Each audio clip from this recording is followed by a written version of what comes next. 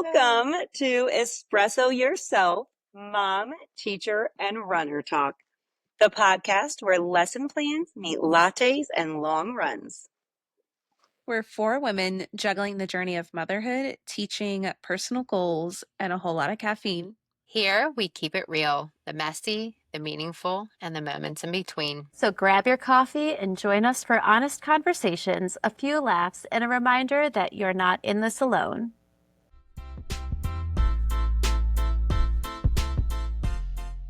Welcome back to Espresso Yourself. It's only been a couple days since we last got together, but I know we've got some updates to share. Unfortunately, Rachel's not able to be with us today on our recording.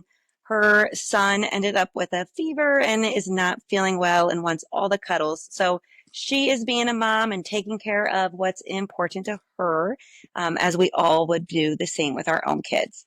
So it's just the three of us tonight, but let's do a little bit of catching up. Anything exciting in these last couple days that you guys want to share?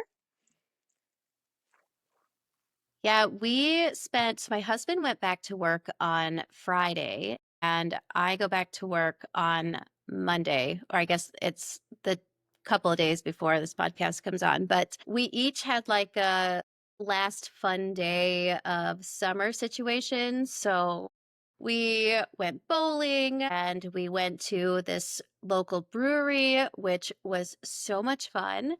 And then the next day, I took my older son to Busch Gardens, and which is just like it's an amusement park and a zoo all together, if you're not familiar with it. And there was hardly anyone there, which we don't always experience, but we just rode the roller coasters over and over and over again, and there were no lines.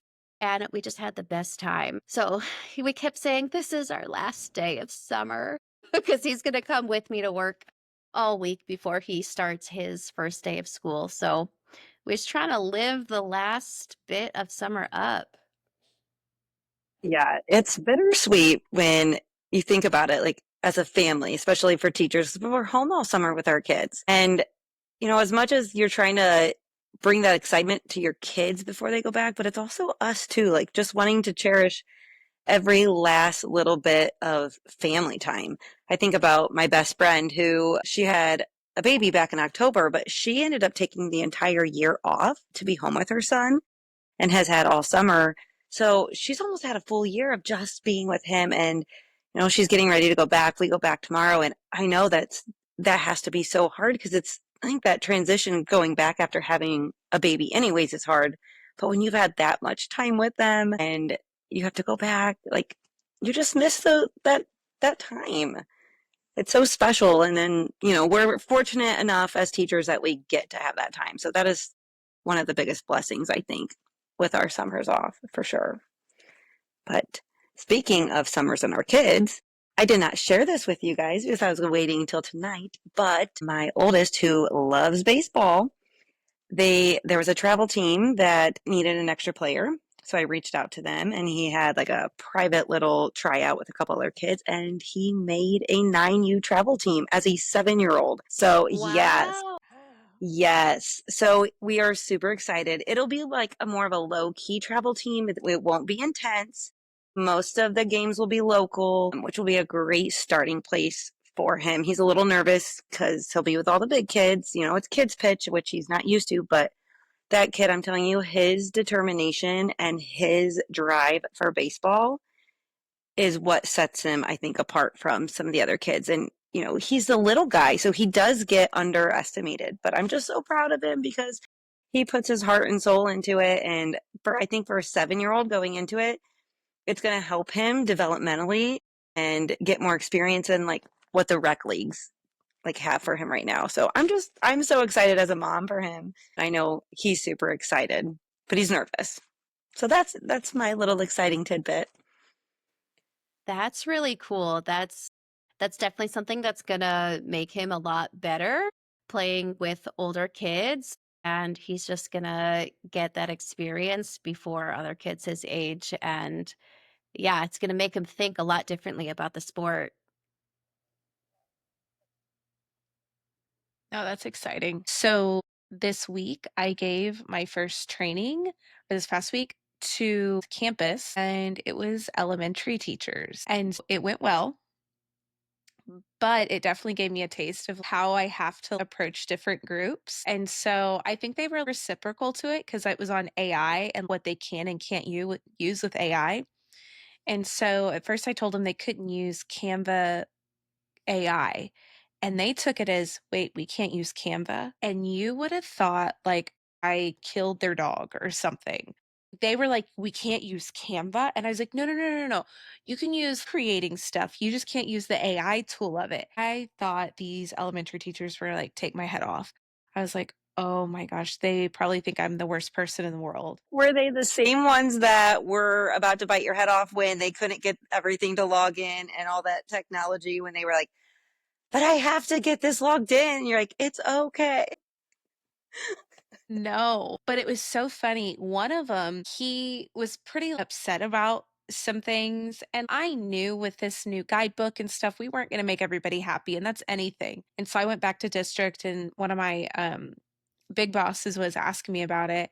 And I told her, and she knows the campus. And she goes, and then she starts describing the person, and I was like, "Yeah, that's them." She goes, "Not surprised." I was like, "Oh, okay. Y'all know about these people. They are truly letting me learn on my own."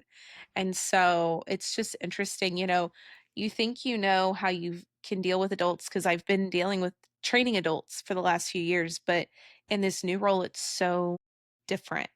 And so I'm having fun. I'm loving going to the different campuses and meeting all the people, but you definitely have to have thick skin and just be like, okay, cool, and keep rolling with it if they get upset, which I am. It's just funny to see the things that make people mad. I'm like, but it's so little in the grand scheme of things, and they get so mad, and I'm like, okay, sorry, don't know what to tell you. I don't know what it's like in the middle school or the high school because I've only ever taught elementary, but what you're describing is extremely accurate. Because as soon as you say you can't use Canva, and that's all they're going to hear, like that's it. Even though you're saying you can't use Canva AI, and it was an AI training, we hear you can't use Canva and we're thinking, well, I just made all of my decorations on Canva. I just made the presentations. I just made everything. And Canva is like God. Yeah. Yeah. You just have to slow them down a little bit and say, listen to what I'm saying. But it was so interesting. The ones who I was kind of like, this group may kind of give you some trouble. I'm not going to say the grade level, but I'll just say like, I was kind of, hey, this grade level may kind of, be a little tough. They're the ones that loved me the most at that campus. I was like, okay, so maybe it's not your campus, maybe it's another campus, but I'm just trying to tread lightly and not totally make everybody mad the first time they meet me, but also do my job. And so it's a different side of things, not what I'm used to, but I'm still enjoying it, and they don't totally hate me. You're rolling with the punches in this new position that you have. And I mean, from what you've been telling us, it seems like things really are going so smoothly. And it's a lot of new stuff for you right now. So props to you. Thanks. I'm trying to keep it going. This week we have like everybody back. Like we have all the teachers, and so I'll get to see more trainings, kind of get to be more involved. So we'll see. And then the kids come back next week. And are you going to ask to be at your old school?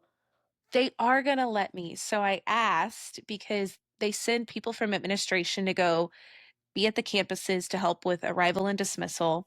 And so I asked my boss, or she asked me, she goes, "Do you know where you're going?" I said, "No, they didn't assign me." I said, so we pull up the list and we start looking, and I see my school and I see the two names they sent there. And I said, well, I know that person doesn't want to go there. I said, can I swap with them? And she's like, sure, I don't see why not. So it's really cool because I get to go see my kids. I didn't get to tell them bye. None of them know that I left.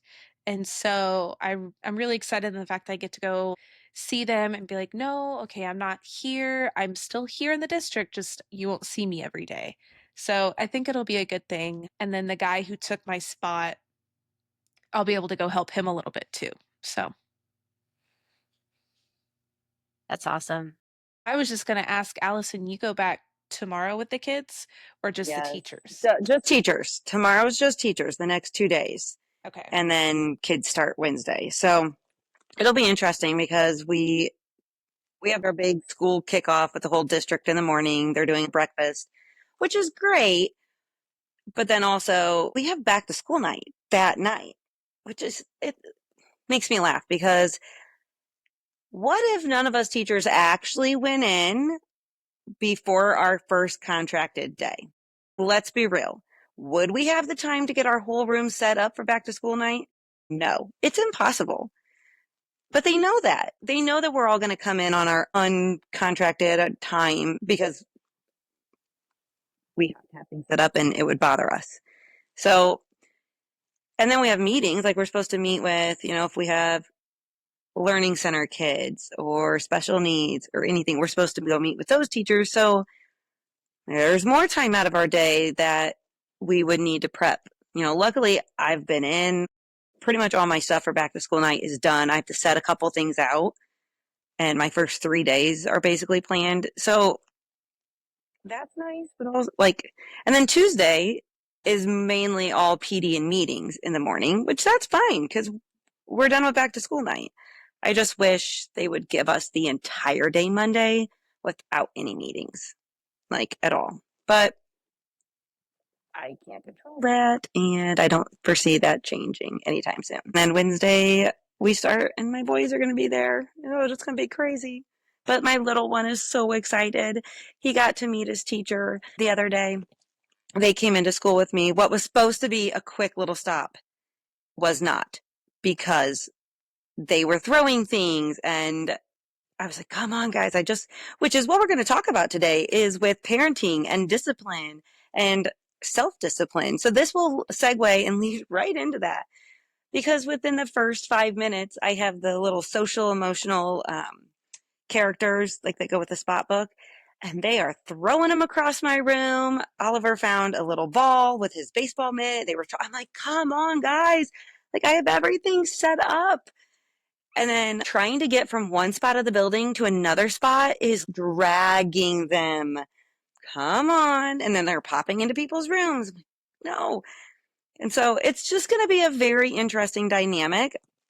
I am not one to want them on tablets, but I'm almost thinking I'm going to have to set up corners in the room. You can sit here and do this. You can sit here and do this, because I would rather them sit there and watch something on a tablet than running around the building and getting into things and making other teachers mad. I just don't want that. So I would rather them have their own little corner spaces, and so they're not nagging at each other. But we'll see, because my coworker will have her youngest daughter there too.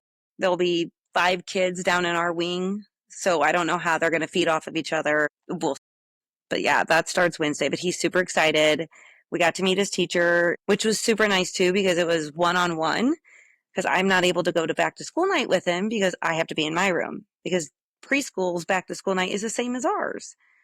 So it was nice that I was able to talk to her a little bit about his eye and what would happen in the likelihood of something happening while he's here. So it was nice that we could come up with a game plan in private without a bunch of other parents being around. Because I said, the other kids and parents don't need to know. He can just go on normal. But if for some reason something would happen, I don't want the kids to freak out either. So I just, was able to discuss that with her and have a game plan, which she was awesome. She was so nice about it. She was so good with him. And I'm super excited to see how the year is going to play out for him. He's super, super excited. And he didn't freak out when I told him I was going to pack his little container for his eye and everything, in his bag. So that was good. Does the nurse or whatever you call her at school, do they have a plan I have not been able to, or is it just call you? well, I haven't been able to talk to the nurse. She hasn't been in, but I do plan on talking to her about it. I don't think she'll be comfortable doing it, and I don't think he would be comfortable. He only lets me do it. He doesn't even let my husband do it. So I talked with the teacher and I said, if it happens in the morning, just notify me, we'll let it go for a little while, let him like calm down, and then I would probably want to do it like put it back in around noon.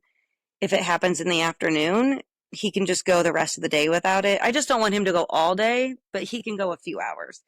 And I'll probably talk to the nurse and come up with a plan, like to have somebody come cover my room or notify me, because he's probably only going to let me do it. Like there's no way. And I would not expect a nurse to do that. I'd have to train her. I would have to show her. And Hayes is not even comfortable with us doing it yet. So I don't even know if the listeners know what we're talking about. I don't remember if I ever shared this, but for those that are listening that might not know, my youngest son a year ago had an accident where he ran into the door handle and ruptured his eye and was not able to recover it. Just had enough damage that he lost complete vision. We were hopeful. We tried repairing it in surgery and he lost all vision and his eye was slowly deteriorating. He wasn't going to ever be able to see out of it. It was going to give him more of like a not asymmetrical face because it was shrinking. So my husband and I just ultimately decided to remove the eye, and he now has a prosthetic eye. So that's been a journey for us this past year, and it's fallen out a couple times, which is why we wanted a game plan for school. But this past Wednesday, we were down at an appointment for his eye and they did some tweaking to it. And since Wednesday, his eye, like his prosthetic, has not shifted. Before it kept shifting and moving on him, which might be why it was falling out because it wasn't being held in right. And since Wednesday, so there's a little dot on it to let you know that's the top of the prosthetic. And I'll do like an eye check every day. I lift his lid up and ask him to look down, and it has stayed in place since Wednesday. So fingers crossed, we finally have a good fit and we won't have any issues. But so that's a little bit of background on my son and why we had a game plan for school for those listeners that might not have known that information. But yeah. Wow. You had mentioned that there's 5 kids down in your wing and during teacher plan time. I was like trying to count how many staff kids. Now, we have a really big school. We have close to 900 kids, and pretty much every staff member that has an elementary age kid has them at our school. There's probably going to be 25 of them. And so far, we don't know if we have any childcare for them. So I have been telling my 8-year-old, I said, bring stuff in a backpack. You're going to be in my room. We have a meeting for 2.5 hours tomorrow. And I don't know what the other kids are doing. And it's not that I couldn't text the other staff members. It's like a family. All the kids know and love each other, and it's so fun. But if you get all of them together, I was like, you cannot run around the school. You cannot be loud. Every single staff member is going to be in this meeting. And we're talking about all the safety stuff. And so my hope is that he's good. But he also is not allowed to watch the tablet or anything tomorrow because he got in trouble. So he's going to have to figure it out. I was like, I got a lot of work to do in my classroom.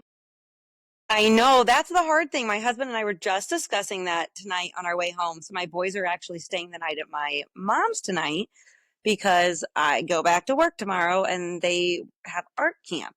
So I was trying to find a way that they could still go to art camp. I was going to have my mom take them. I'm like, well, why don't they just stay the night? And then I don't have to meet you in the morning. So we were on our way home from that. And I'm like, okay, we have got to do something about our oldest, his attitude. And even our youngest, he's been super whiny, trying to get his way, whining his way out of things. But our oldest has just been defiant and sassy. And he's starting to pick up on sarcasm, which my husband is very sarcastic. And so he gets it honestly because he sees it from us, but also you're 7 and you don't know how to use it appropriately sometimes, and it comes across rude. And he was always my sweet little innocent kid. And now he's just like, today we were at the pool and he went over to the filter and I said, do not put your hand in there. No, nothing's gonna happen, but I still didn't want him to do it. I said, do not put your hand in there. Told him 3 times. He puts his hand in there. I'm like, buddy, you don't know what's in there or why I told you not to do that. So I said, get out of the pool. you're going and sitting in timeout. But no, get out of the pool. You're going to timeout. He ended up having to do timeout twice today because he just wants to do his own thing. Like he doesn't think he has to listen. I'm like, we've got to crack down and be harder because it's getting out of control. And he's never been like that until recently. And even at my mom's today, when we were there, he started kind of getting an attitude and kind of getting rude with her. I'm like, no, no, no, no, no. You do not do that with grandma. Like, no. So we're like, we've got to crack down on timeouts, going to your bedroom, actually taking things away, no TV time, no tablet. But that is the hard part when you're trying to balance, like, okay, I need you to be content over here and not run around, but yet you've just lost that privilege. And that's a hard boundary. That's one of those things I would love, feedback. What are things that as parents or even our listeners, if you've got some advice, please send it our way and share. Because especially being teacher moms and with our kids in the building, I think that is one of the hardest things. It's one thing to discipline and have your kids act a fool when they're at home or at a store, but when you're at your job, like that's your place of employment, it's so embarrassing. And they don't realize that. So it's hard. I don't know. Yeah, I gotta say, after we're done here, I'll go tell my husband we're not alone. Because our 8-year-old has had a lot of attitude just recently, mostly this summer. And, I said, we're consistent. He knows what to do. I said, we are not failing because the first thing that we do is we say, well, if they're not acting right, then we're failing. And that's Yes. not the case because if we're consistent, and it's this is all uncharted territory for us, and especially with your first kid. I mean, you just don't know what to expect. You can say, well, this is what I'm going to do and this is what I'm going to do, and I said that a lot before I became a parent. But I said, if we're consistent, it's a lot of things that are going on in the world, and that's, I mean, it's not an excuse, but we're not alone. This is happening, and we are also constantly looking for different things to do to ensure that he understands that the expectation is that you're acting respectfully. Our biggest goal for me as a parent raising my children, I don't care if you're the smartest kid. You don't need to get all A's. All I want for you is to be a respectful gentleman. I want to raise my boys to take care of their mom, their friends, their family. You need to show respect. Like open the door as we're coming into the building and you see somebody walking behind us, hold the door open for them. That's what I want from my kids. That's all I ask.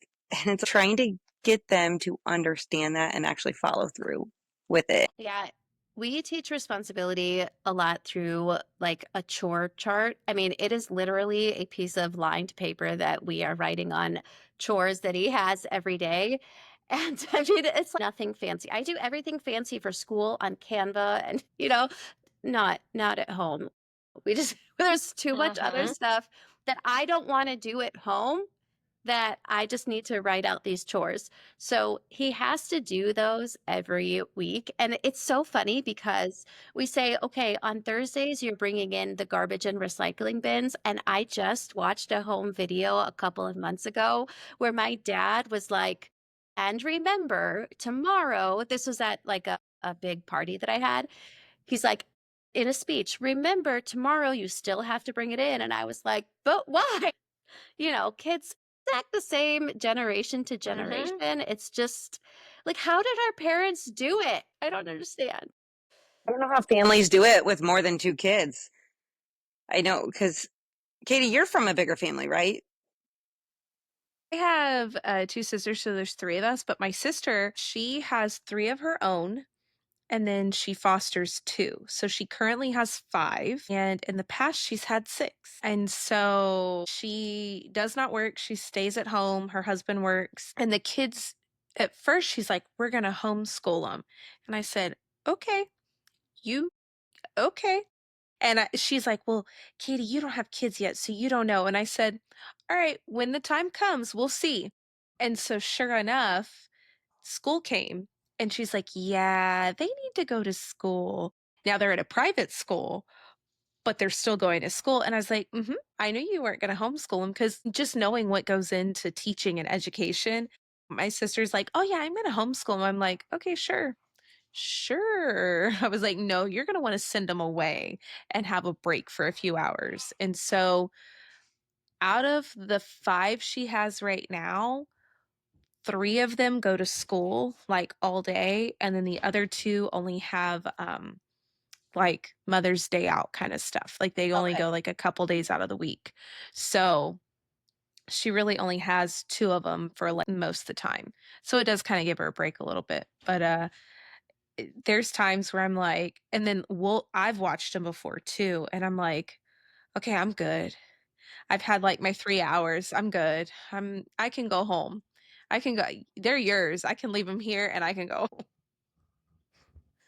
Yeah, it's the summer's been great, but I really am looking forward to going back and you know, figuring out how to talk to other adults.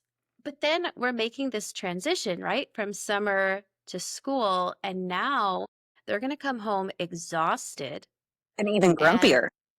grumpier. Yes. And right now, I don't know what third grade's going to bring for my older one, but he hasn't had homework.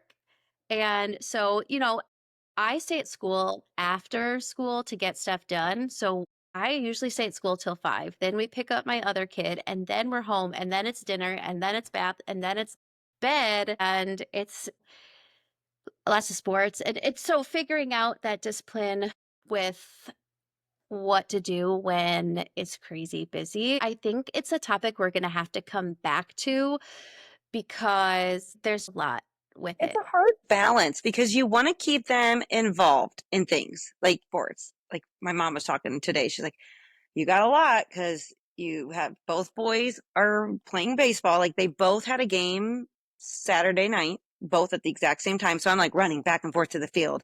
And Hayes was hesitant to play anyways. And his T-ball league hits off of a machine. They get 4 machine pitches. We are not used to that. He was terrified, but he did it. But I'm like bouncing back and forth. And then he's also playing soccer. And then they have ninja on Monday nights. And she's like, you're going to be in over your head. I'm like, but it does end in September.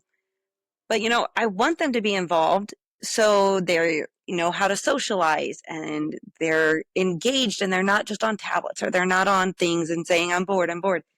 But then you also don't want to over like stimulate them and give them too much to where they're burnout at this age. So it's definitely a hard balance for sure. So, yeah, we've talked a lot about our kids and working out that balance, but what about for us? Because I always like the analogy of, well, you need to put on your own oxygen mask before you put on others so that you're able to help. Katie, you've been back in this transition for a couple weeks now. What does that balance look like for you? And getting back into like making sure that you're still running and lifting and, keeping up your Discipline. yeah. Yeah. In a race season, I feel like you're always in a race season. Yeah. So this will be my second week of 4:30 workouts.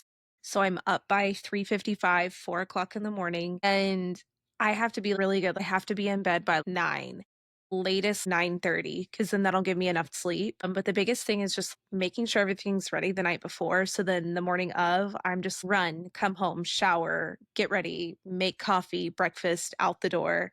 And so it's just like I have a real tight schedule. But once I get in it, it's okay, and I can, I'm good with it, but what was it? There was one day last week that it was Tuesday.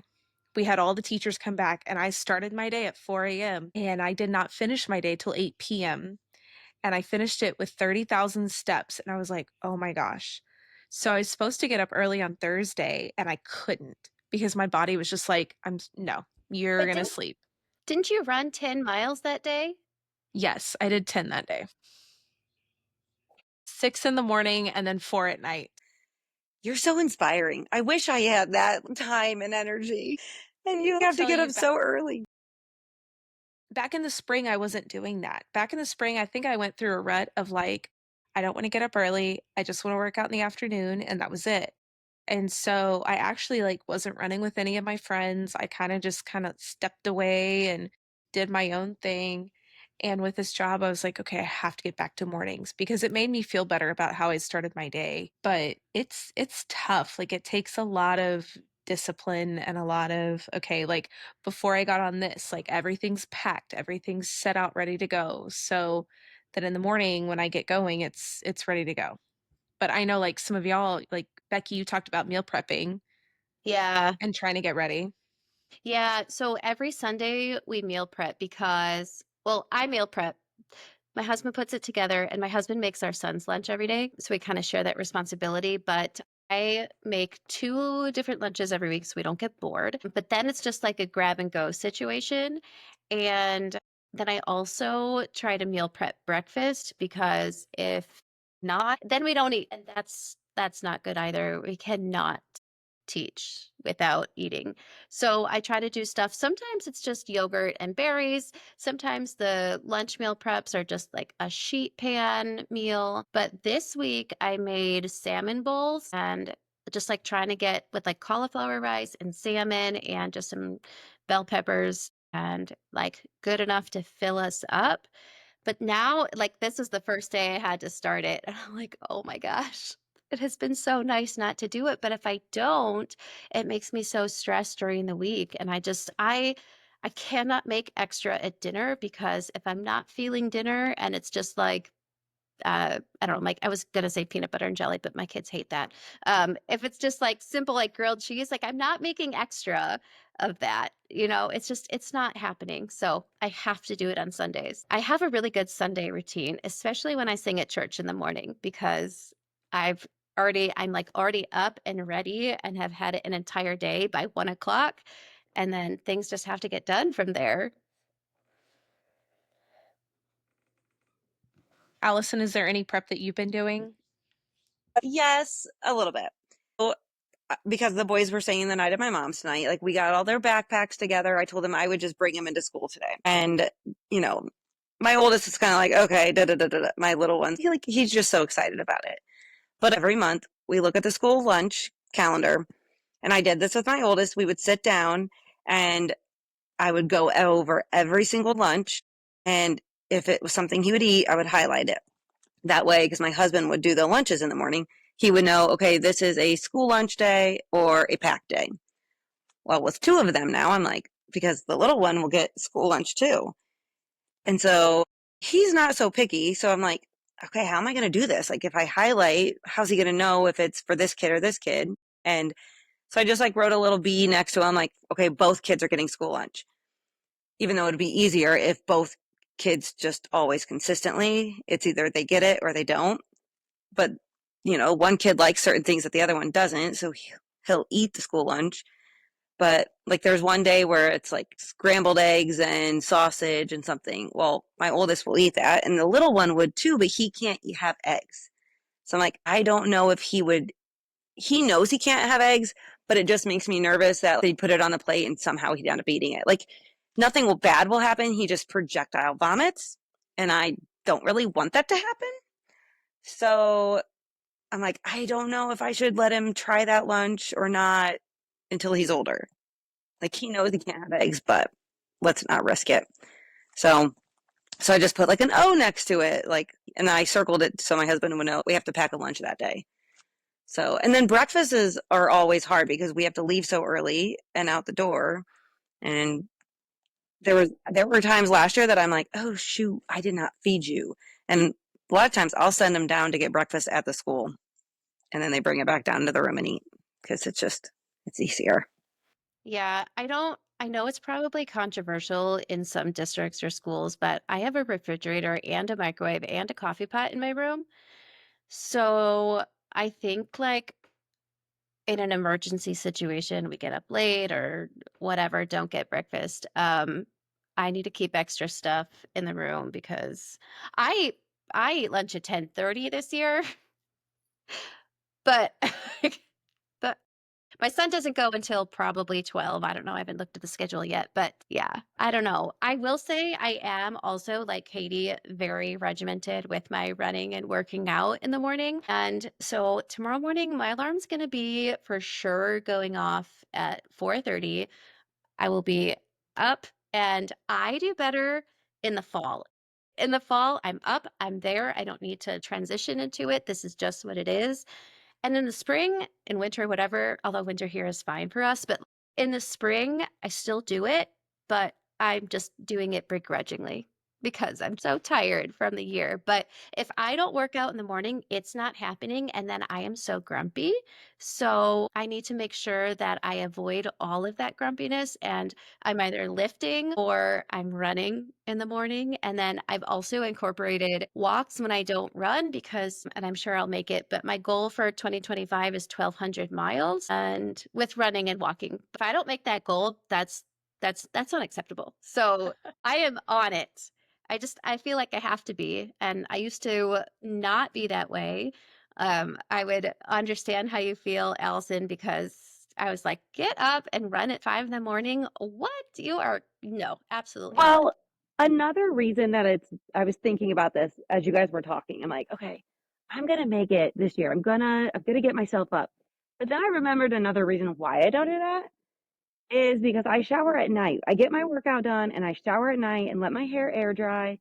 Because if I work out in the morning and then I try to shower and then I try to dry my hair and then do my hair because my hair's thick, it takes me so much longer. Whereas if I work out at night, take my shower at night, it makes my mornings go smoother and faster having showered and my hair is washed at night. So, I mean, I could do like a lift or do a walk or something like that in the morning, but to run, my hair gets so sweaty and nasty that it's it's more difficult in the morning. But I've already made the decision, like kudos to you guys for getting up and having a workout plan on your first day. I've already made the decision tomorrow's my day off because I could get here's why. I could get up early and get it done. But I'm gonna have a long day tomorrow. Like we have back to school night and it's gonna be late and I could come home and do it too, but I know that this being our first day coming back, I'm gonna be exhausted. So why add one more thing that's just gonna drain me? I would rather have that energy saved up for the next day. So I've already given myself the grace tomorrow that, you know what, tomorrow's gonna be a day off and just dedicate to having the energy to going back to work. But and I think that's part of that self-discipline, listening to your body and knowing when you put forth that effort, when you're like, okay, I do need a break. I need to give myself grace. So, and I think that's Mhm. kind of been our theme. So, like the last few episodes, like giving ourselves grace. It's so important. You talked about getting used to getting back and like our regiments and stuff. I think our body needs time to kind of get back into that groove, either waking up early or just going to school. Even my first couple weeks, I could tell that my body needed to get used to, waking up early and working all day and walking everywhere because your body just, we've been resting and your body almost kind of just, goes in that chill mode. And then, of course, when you go back to school and all the things start, your body kind of goes, okay, here we go again. And it has to get used to that, working at that high stress level. I have an aura ring. And so it'll tell me when I'm stressed. And this past week, it was funny. It was like, you've been more stressed than normal. And of course, this is when I was like giving all the trainings and walking the 30,000 steps. And I was like, yeah, that makes sense. But my body doesn't feel as like beat down as last weekend. Like this weekend, I woke up and I was like, okay, I don't feel too terrible. I'm tired, but I don't feel too terrible. So Yes. I think y'all's bodies will get into reacclimation mode as well. We're going to have to do a little check in a couple of weeks and just see how we're doing because the beginning of the school year is really exciting. And then it kind of sets in and then your brain's catching up with your body and it's realizing okay, here we are, now we need to see if our routine should stay the same or shift a little bit. And I think towards the end of August is kind of when that happens after the newness of the year wears off. I think it's crazy too, as you were saying, Katie, with our bodies adjusting. You know, even as runners and we all work out, our bodies are used to that. Just that going back to work, it always amazes me how tired and my feet hurt because I'm on them all day long again. And I run, I work out, but yet you're not used to being on them all day anymore. So it is amazing like how your body does feel that first week.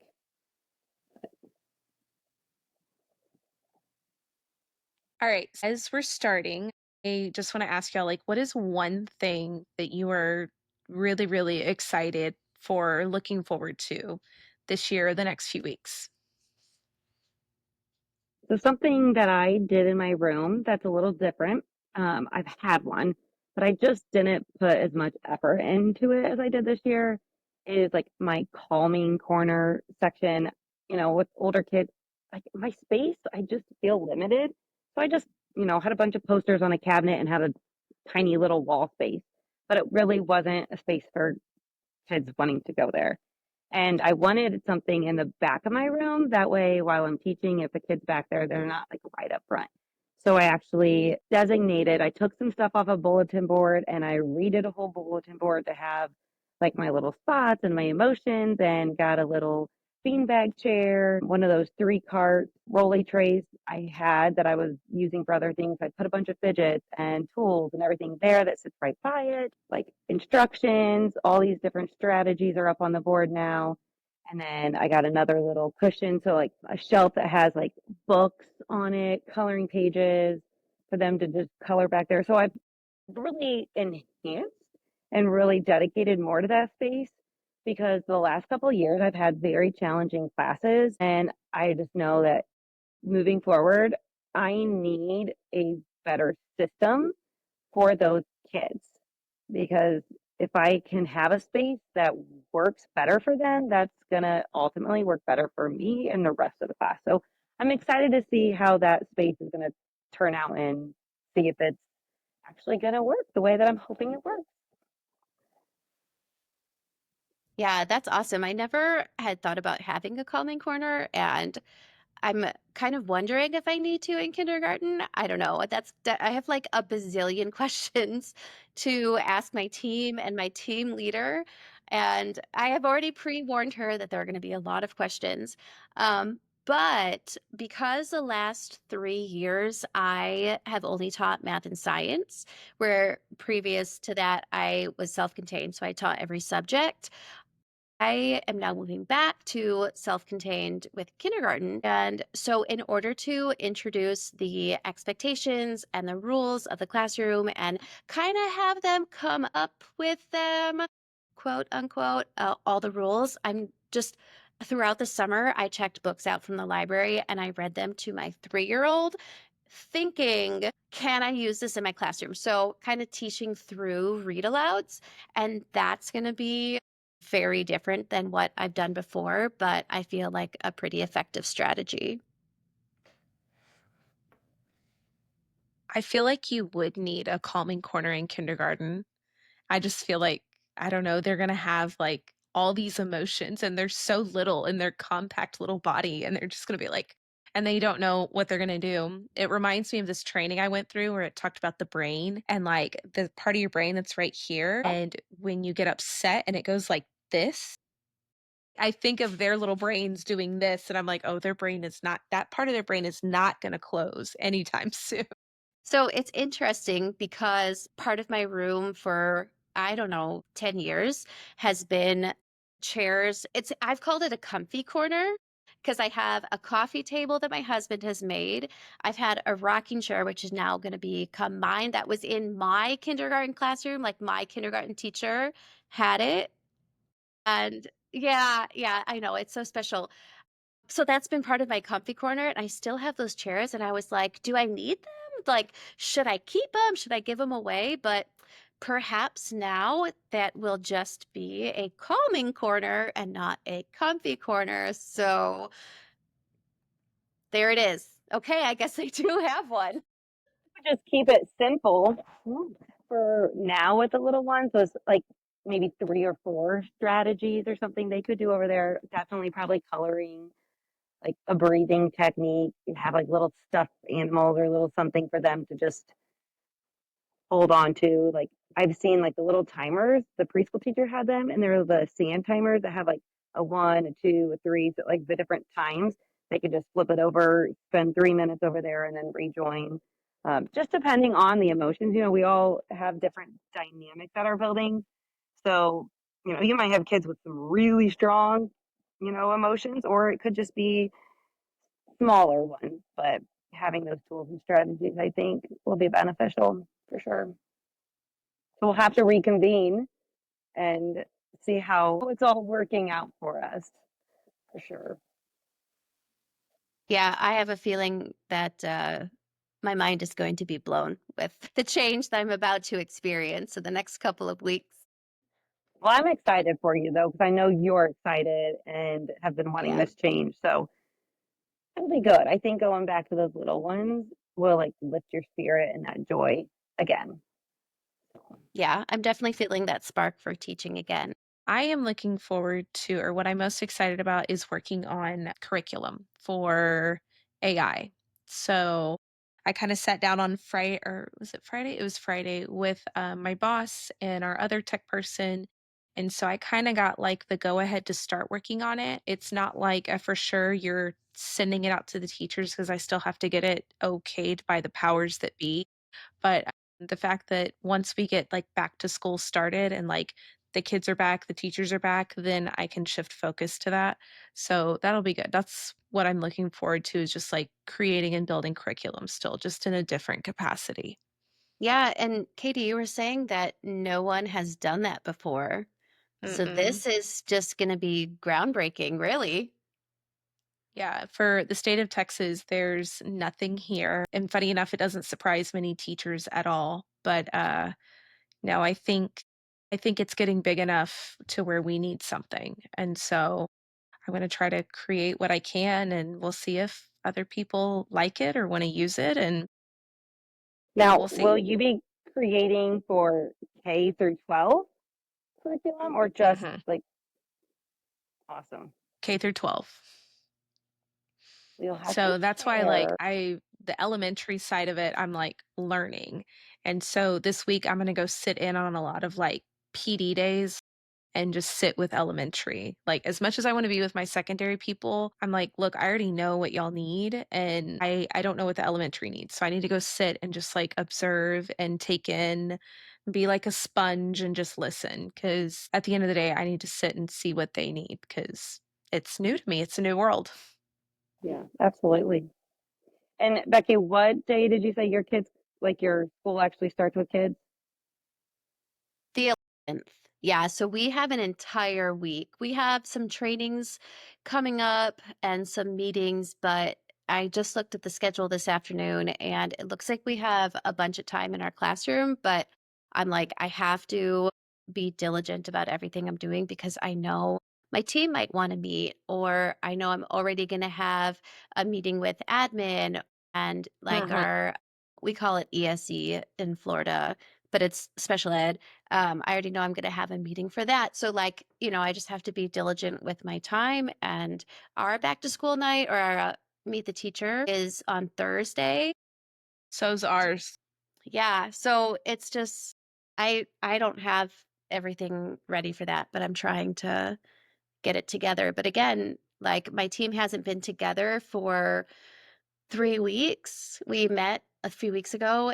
And so now I'm like, okay, we're all going to be together and I'm just going to ask exactly what they do. And this year I'm going to say, okay, I'm going to do it that way. And then if I want to change it next year, that's what it's going to be because it's not worth the brain power to try and figure out everything myself this year.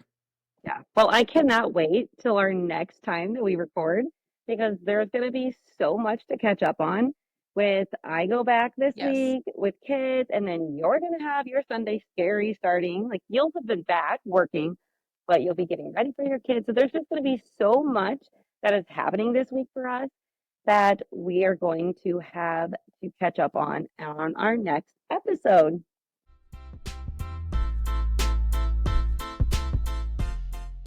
Thanks for sipping and sharing a moment with us today. We can't wait to keep showing up with you each week. Messy, caffeinated, and real. And if you liked what you heard, we'd be so grateful if you'd follow, subscribe, or share this with your teacher, bestie, mom group chat, or training partner, or all three. It helps more people find our little corner of chaos and connection. And don't forget to connect with us on Instagram at Espresso Yourself Podcast. Tell us what resonated, share your own stories, what topics you want us to cover, or just come say hi. Make sure to hit follow so you don't miss next week's episode. Until next time, Keep showing up. Keep giving yourself grace. And espresso yourself. one sip at a time. Cheers.